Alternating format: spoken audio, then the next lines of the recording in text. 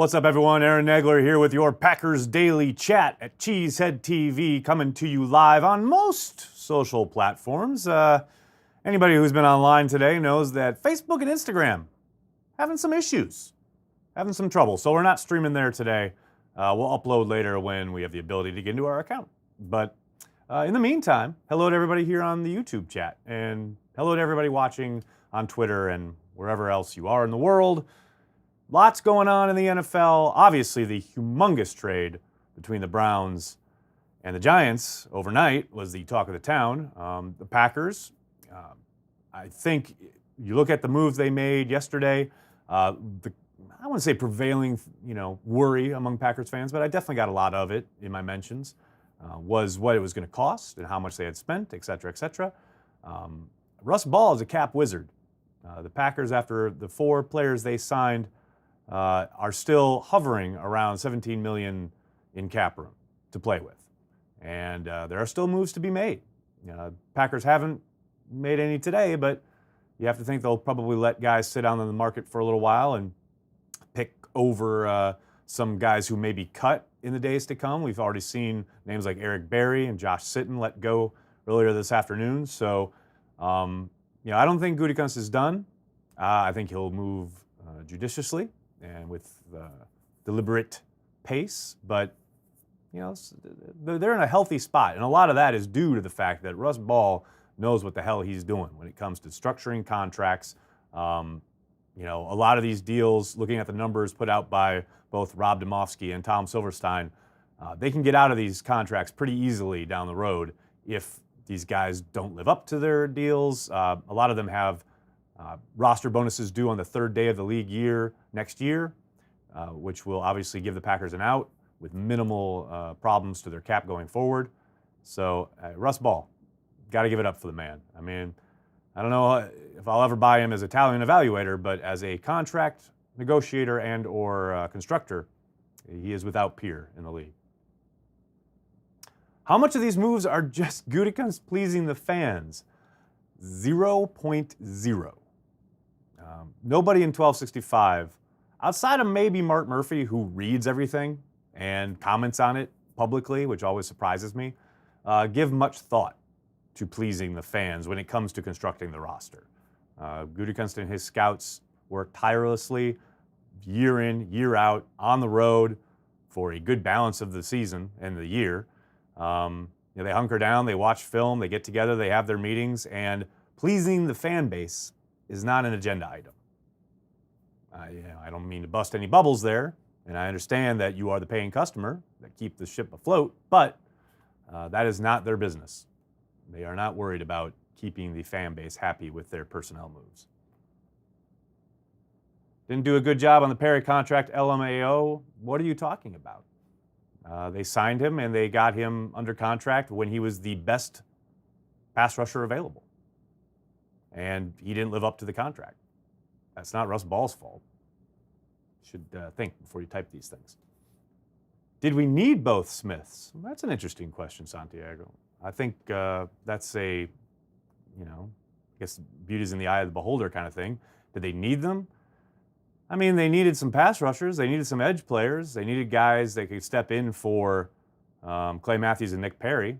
And I don't think anybody thinks Kyler Fackrell and Reggie Gilbert were up to that task. So will they maybe bring in more edge talent in the draft or maybe even later in free agency? Yeah, I think it's possible. But do they need them? Well, they needed somebody. You got to line up. You got to be competitive. And they certainly weren't for a good portion of last season. Wins please the fan base. Exactly, Luke. Exactly. Aaron, what do you think about the signing of Adrian Amos? I think it's solid. I think he instantly solidifies the back end of the defense. I don't think anyone's ever going to mistake him for a big-time playmaker, but he is worlds above most anything we saw on the back end of the Packers defense in 2018. He'll come in, and I think he'll play both in the box and free, but I think mostly, what he brings is stability, and it's something they had to have.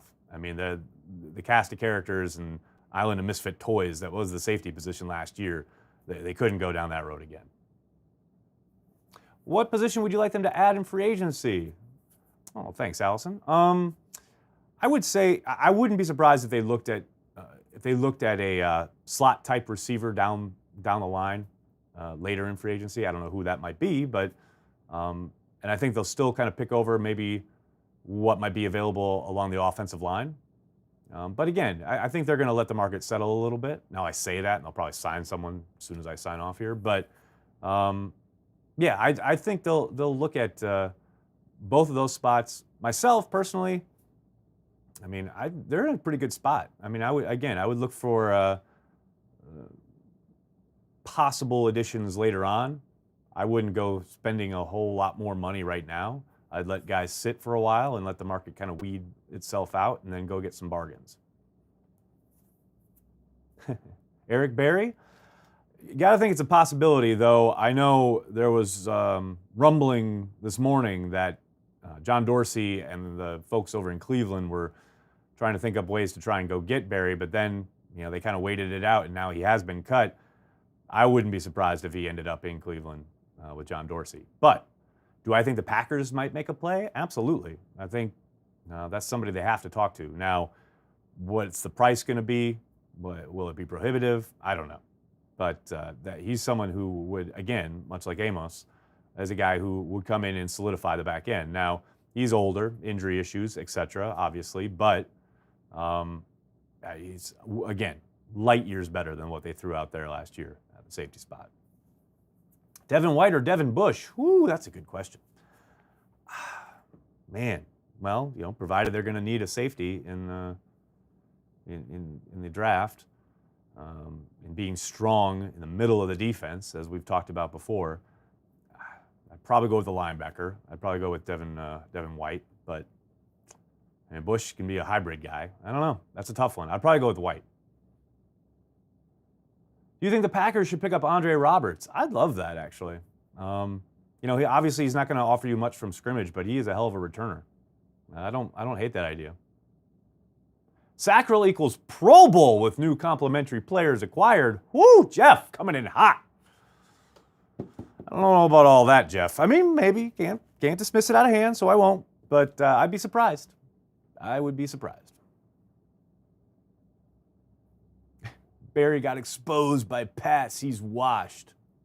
Thank you for your contribution, Oscar. I would venture to say you should probably watch more than just one game. But, he's instantly, the moment he walked in the door would be better than most everything else on their roster. And the idea is to improve. Adderley at 30. Santiago, I don't hate that idea. It's funny, I've seen him kind of peeking into that late first round in some mocks. I would probably prefer they looked at him in the second round, but I don't know if he won't be there. But yeah, I think he would step in and add instant athleticism to the safety position and some sideline to sideline type stuff that we haven't seen in a while. Aaron, since the Packers addressed the pass rusher, do you think they could select Metcalf? I'd be very surprised if they took Metcalf. I think he's going to get overdrafted, and I don't think the Packers are going to be the ones to do it. I think late second round, early third, I don't mind it, but I think he's going to go early first, maybe, possibly. I have no idea who might pull that trigger, but I know it's not going to be the Packers.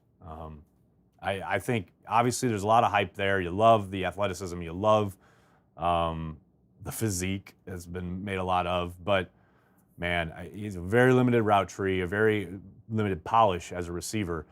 I just think I'd be absolutely shocked if the Packers went that route in the first round. Does the Geronimo Allison tender ensure that he stays with us next season? For the most part, yes. And now he'll be set to become an unrestricted free agent next season. If he can stay healthy on the field, you got to think he's going to be productive with Rodgers throwing him the football. But yes, for the most part, yeah, he'll be here this year. Do you think the Raiders would release Jordy Nelson because of all the pickups and the Packers pick him up? Matt, yes to the first part. I doubt it on the second part. Yes, with the signings that they've made, especially the one earlier today, with, I believe, Williams going there, I'd be very surprised if they kept Jordy Nelson around. Do I think the Packers pick him up? I'd be very surprised. But you never say never in this business. But I can't imagine bringing back Jordy Nelson to play in a new offense when you've got a glut of young guys you're trying to bring up and develop. I don't see it. Should the Packers go after Zach Brown? I don't hate that idea. I know Devontae Adams had some words for him on Twitter last year, but yeah, I don't hate it. I don't hate the idea of bringing in some nasty toughness there to the linebacking group, and he would certainly fit that bill. Adderley historical sentimentality. I mean, no. I mean, looking purely at his game, yes, he's related to a Packer great, but should the Packers trade with the Browns for Agba? I doubt they go that route. I'd be surprised if they gave up draft capital. They're not going to have. I mean, considering what they spent and the number of people they brought in yesterday, it's going to be very surprising if they get any comp picks next year. And I don't think they're going to want to give away more draft capital. Yeah, no, I don't see that happening. Just got the draft guide, Nags. It just provides digital content, correct? That's right, Chad. It's a digital download. Right now, all you can do is pre-order, and it'll be delivered to your inbox as soon as it's ready. Blah, blah, blah, blah. Clay going to get signed somewhere else, play horribly, get cut, and the Packer fans would want him back too. Come on, be nice. There's a great Stephen A. Smith clip. Let's be nice. Let's be nice. I'm not saying you're wrong, but you didn't have to say it. That's a great quote. Sign Jared Cook. I guess it's possible. I'd be surprised, but you never know. Never say never. When should we start drafting O-line round 3? Patrick, hell, I would, with the way it looks right now, I'd draft it in round 1.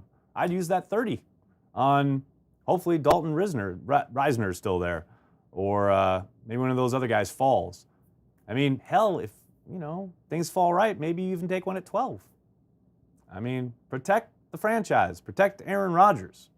You don't have to wait till round 3. Now, yes, the Packers have had a good amount of success drafting offensive linemen later in the draft. But that's not an automatic thing, and you can find premier talent, get it, to protect your billion-dollar quarterback. I don't hate that idea. I wouldn't be surprised if they did it, actually. Let's head over to Twitter, see what's going on. Josh starts us off with, when the Packers were at the height of their offensive power in the Rodgers-McCarthy era, they had 4 wide receivers who knew how to play any wide receiver spot in the offense. Is it better to have a designated slot guy or to train your guys to be versatile to help create mismatches? Josh, I think you just answered your own question right there.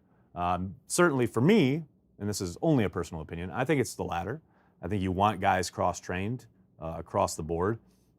I remember it's funny because it wasn't always the way you're describing it here. Early on in McCarthy's tenure, they didn't really specialize, but they did have guys who could only play certain spots. And then Greg Jennings came in his rookie year and just played everything because he was so good. And that's when they kind of started, cross-training everybody to do everything. And you've seen that play out throughout the years where you've had, Jordy Nelson move inside and take stuff from the slot. You've seen that from Devontae Adams now the last 2 years. I think last year when Cobb went down, you saw MVS kick inside. You saw Kumaro playing inside. I think there are guys who are better suited to it athletically and route-wise and their ability to do dirty work over the middle. That's what Donald Driver was so good at for so many years. You take a hellacious beating with some of those smash and slant routes that are, you get lit up. Now, you're not getting lit up quite the same way you were back in the day, but it's still a pounding. You're still catching 80, 90 balls over the middle as a slot guy and getting pummeled. It's a tough way to make a living, and it's not for everybody.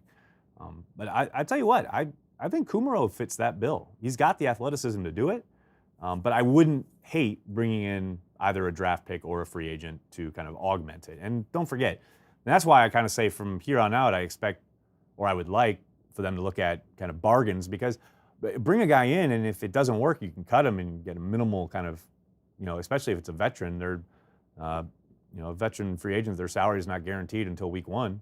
Bring him in. If it doesn't work, cut him. That's just me.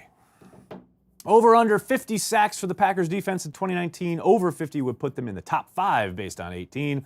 I'm going to go just under, and I have no real kind of one way or the other. I mean, I think that's kind of a toss-up, but, I think a lot of what they did last year as far as getting to the quarterback was obviously Pettin scheming things up. They had a lot of coverage sacks early on in the season, And I do think their coverage should improve in 2019. But 50, it's a pretty lofty number, I would think, for this group. But you never know. Maybe all of a sudden they turn it on. I think the additions of the Smiths obviously goes a long way, and we have to see what they add in the draft or even further on in free agency. But give me the under on that one. So when are we going to get you and Grossi going to have your Madden duel? He has made the claim that he's ready. It's interesting because that's kind of the point, right? He's made the claim. He's made the claim that he's ready. Well, it's good. It's good that he's ready. Because, when he gets the beat down, I don't want any excuses. So it's good. It's good that he's ready. It's good that he's claimed it. And we'll get it on the calendar, and you can all watch when I beat him into submission. It's going to be a great day. Is Jay Ajayi someone the Packers would sign if it was on a team-friendly deal to add depth at the position? I don't see why not. The thing that, when I say I don't see why not, I mean I would do it. For the Packers, I've seen nothing organizationally to make me think that they have changed philosophies from Ted Thompson when it comes to the valuation of that position. And I would be surprised if they shelled out any kind of free agency dollars to go get a veteran. I think they would probably look to the draft. I think they'll probably look later in the draft. But I do think they need to add another back. We'll see how things develop in that regard, but I'd be very surprised if they went into this season with just Jones and Williams in the backfield. Let's head back over to the live chat. Thanks for reading my tweet. No problem, Joshua. I just want training camp. Well, a lot of ball game left there. We'll see how long this offseason drags on. Burns at 12, I think it's a real possibility. I also think it's a possibility that he goes before 12. But like I said yesterday, the additions of those edge players by the Packers does not preclude them drafting a frontline edge guy in April's draft.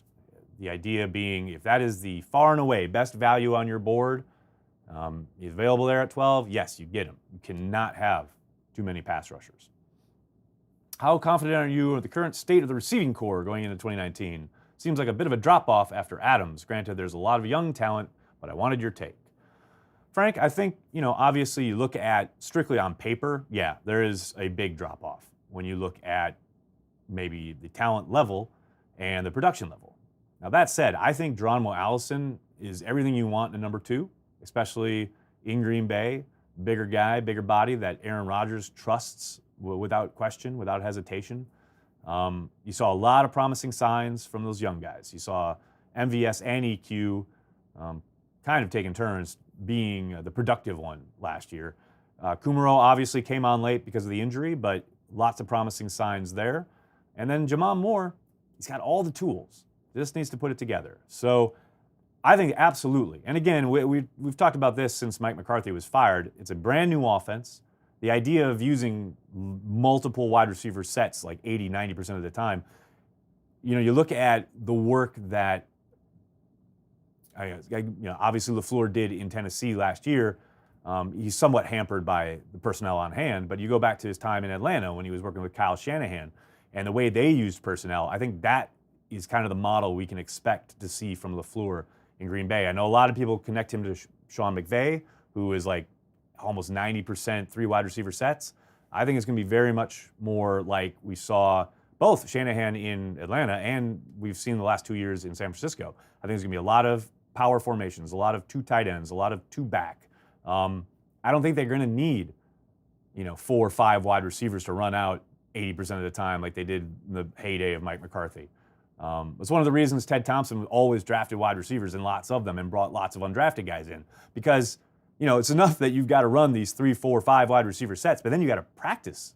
You've got to have enough guys to roll out there each and every week that you can do, multiple sets, multiple snaps, tons of reps, etc. It's those days are gone now. So I think they've got the talent.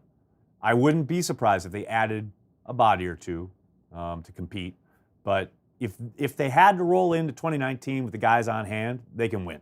They can win with those guys. Chances we re-sign Cobb if he is still on the market? It's a really good question, Pierre. I would think the chances are minimal, although as Han Solo once said, never tell me the odds. But I got to believe that they're looking to move forward. And I think, I don't see it. I know Clay Matthews is kind of the other one. I think Clay, there's a much better possibility that Clay is back than Randall is back. Again, for the same reasons we just talked about with Jordy. You've got a brand new offense. You've got a bunch of young talent that you're trying to bring along and develop. I'd just be surprised if, bringing back Randall Cobb was in the cards. $7 million in cap space. That's incorrect. It's roughly $17 million in cap space. I thought Le'Veon Bell would get way more money. I think Le'Veon Bell thought the same thing. Wonder how Fackrell will fare this camp. Luke, I am very curious to see that myself, because let me tell you something. Last summer, he looked like Kyler Fackrell of old. I mean, his development very much happened in season.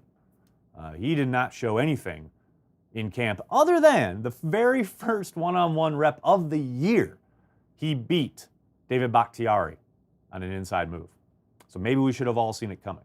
And that was after a summer of not winning one single one-on-one matchup. So, other than that rep, he looked terrible all camp long. And then, lo and behold, you get to the regular season, injuries, and he's playing, and we all saw what happened. So yes, I'm with you. I'm very interested to see how he performs in camp. And sometimes guys, they catch a groove, they catch a moment, they ride the wave, etc. And then they come back the next year and everyone's expecting development, expecting a jump, and then it just never happens. That kind of happened with Jeff Janis. I mean, remember he's coming flying high off of that game in Arizona. Everyone thought, okay, he's going to come in, he's going to compete, he's going to be a number 2, number 3, he's going to be in the mix, etc. And he came in and he just had a really poor camp before breaking his thumb or whatever. It's sometimes it just doesn't happen. So, I'm obviously pulling for the guy. Again, more productive edge rushers, the better. But it's by no means a given thing.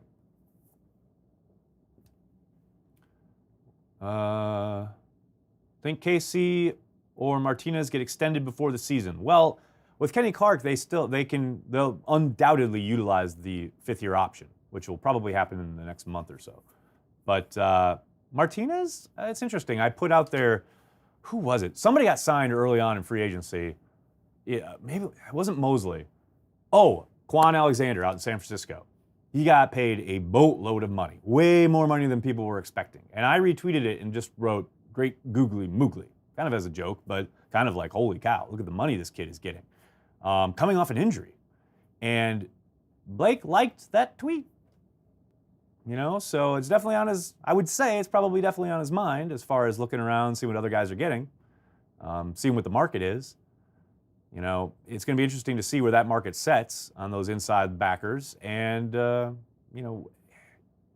given how the Packers have approached that position traditionally over the last decade plus, I'd be surprised if the Packers were in a hurry to extend him. And not because he doesn't have the talent, not because they don't think he would be a good Packer going forward, but because inside linebacker has just not been a priority with this, with the Packers. Now, maybe it all changes under Gutekunst, but again, I haven't really seen anything to suggest that's occurring.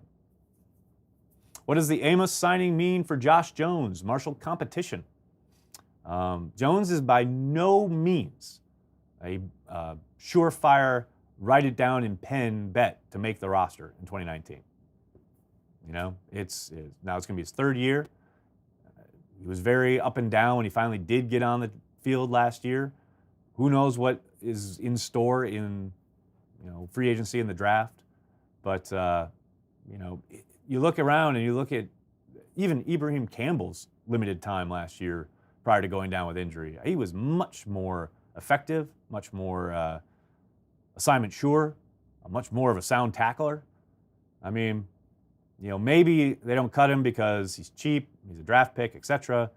But, man, if they bring in any competition whatsoever past Amos, he needs to look out.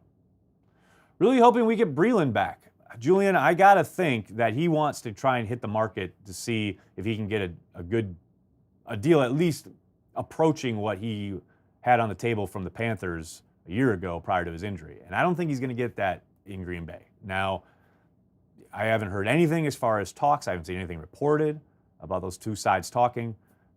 I think he makes sense at a certain price, but I would by no means go anywhere near the deal that he had on the table from the Panthers last summer.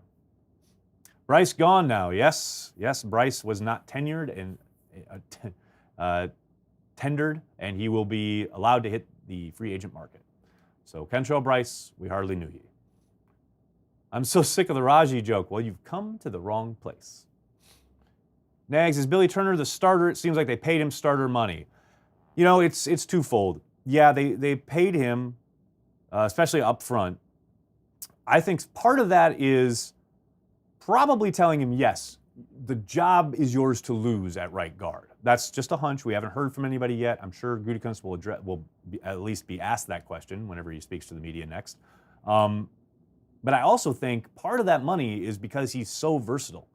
The guy can play all four positions along the line outside of center. And he has some really good, I was looking at him today. He has some pretty damn good tape at right tackle. Yes, he allowed a couple of sacks last year, but you know, what tackle hasn't? I don't, you know, if he continues on the development path, maybe he's there to take over for Bulaga after Bulaga's deal is up next year. You know, it wouldn't surprise me if he plays up to the level I think he's capable of. Now, again, the draft still has to happen. Hell, free agency has to go, even start. Maybe they bring in more competition.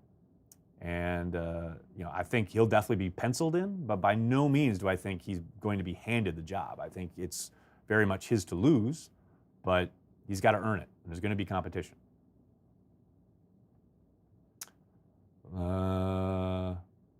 O-line, TJ Lang and Sitton, either or for cheap, I don't see it. Sitton especially, I don't imagine they would ever allow back in the locker room, facility, what have you. With TJ Lang, I think he's going to retire.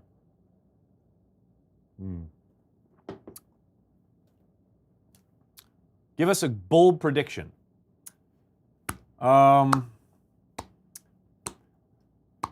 Corey Banke will actually know one of the guys the Packers draft the first night of the draft. That's a bold prediction. When is Gutekunst scheduled to talk to the media? Benny, he's not at the moment. I would think they probably will make him available in a week or so, but nothing imminent at the moment. They'll probably let these first waves of free agency die down. Could we release Bulaga with the Turner signing? I tell you what, Zach, I wouldn't dismiss the idea out of hand. I doubt it severely, but you can't completely take it off the table. If they think he's up to the task of starting at right tackle, but then you guys still have that hole at right guard. But as we, you know, from Bob McGinn's reporting last offseason, they did ask Bulaga to take a pay cut that he refused. So you can't completely dismiss it out of hand, the idea of wanting to move past Bulaga. But I would be surprised if that were the case. Nico Siragusa or Billy Turner? Well, Luis, that is a perfect example of why I think he's going to have to earn it. He's going to have competition. Siragusa, from the tape that we've seen, now he's coming off an injury, but from the tape we've seen, he looks legit. You know, he's got some nasty to him. And I don't think, again, that they're just going to hand this job to Turner. Yes, they paid him up front, but I think a lot of that is because of the versatility. You get a guy who can play all four spots at the drop of a hat, that's valuable. So, but yes, I think Nico Siragusa is a guy that a lot of people probably aren't thinking about and counting on to do much, but I think he'll be in the mix to at least, you know, give a good stiff competition for their free agent signing. Nags is Amos free or strong safety. You know what's funny is I know people I talk to in the league have a kind of a split idea about that. I think in Chicago they saw him much more of a strong guy because Jackson was so fluid and such a playmaker. But I think in Green Bay right now, as it stands, he would probably be free. But you know, a lot of those designations don't mean a whole lot, especially when it comes to Pettin and how exotic he likes to get, how many different defensive backs he puts on the field at a time, and what he asks all of them to do. But I myself, looking at him, I think he's a strong. But you know, in Green Bay, he's probably a free because they don't have much.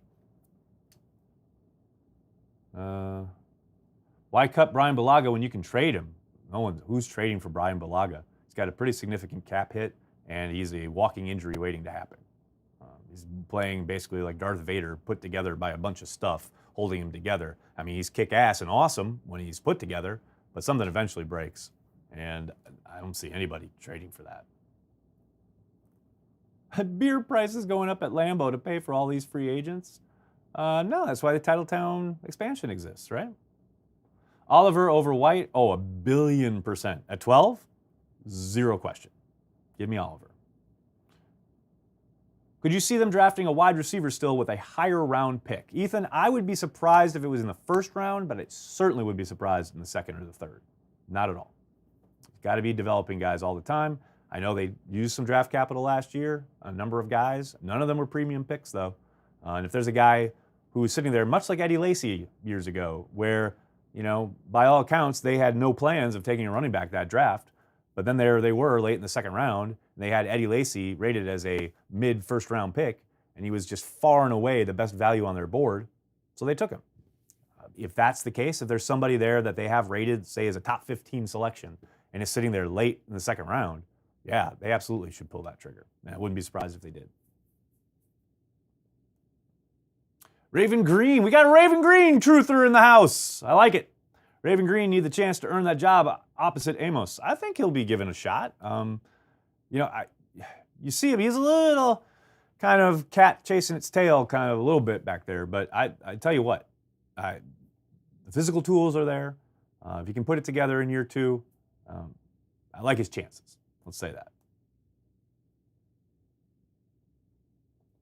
Is there anyone left on the roster you feel is stuck in an overpaid contract that we should cut?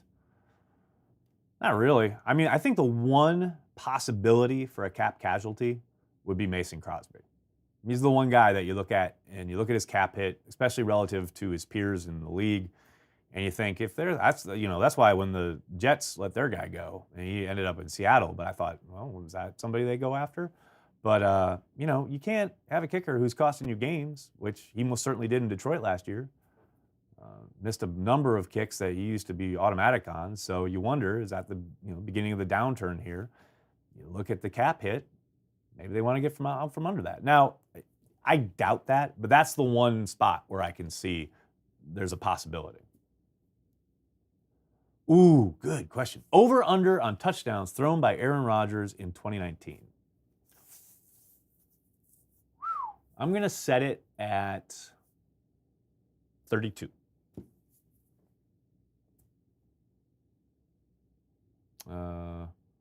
Who is your dream selection at 12 and 30? Oh boy, Philip, that's a tough one. Probably Oliver at 12. I don't think he's going to fall that far, but God, if he does, I hope they run the card up. And at 30, Dalton Rinsner. I always pronounce that wrong. The offensive lineman out of K-State. I love him. Chances we take another corner high due to King's injury history. You can't dismiss it.